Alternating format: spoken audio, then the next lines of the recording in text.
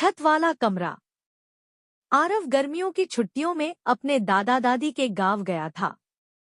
वहां एक पुराना सा मकान था जिसमें वो सब रहते थे। आरव ने देखा कि मकान की छत पर एक कमरा है जो हमेशा बंद रहता है।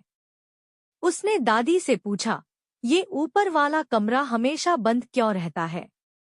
दादी ने कहा, उस कमरे को मत छेड़ना बेटा, वो अब खाली नहीं है।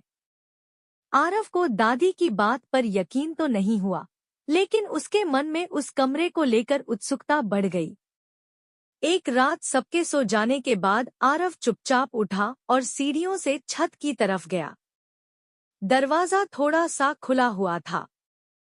उसने धीरे से धक्का दिया और अंदर चला गया। कमरे के अंदर एक पुराना आईना था और दीवार पर एक लड़की की तस्वीर लगी थी। जैसे ही आरव ने आईने की तरफ देखा, उसे उसमें कोई परछाई दिखाई दी। वो पीछे मुड़ा लेकिन वहां कोई नहीं था। तभी आईने से एक लड़की बाहर निकली। उसके कपड़े सफेद थे, बाल बिखरे हुए और चेहरा बेहद डरावना। लड़की बोली, तुम मेरी जगह क्यों आए हो? आरव डर के मारे हिल भी नहीं पाया। तभी अचानक सब कुछ घूमने लगा और वो बेहोश हो गया। जब उसकी आंख खुली तो वो कमरे में अकेला था।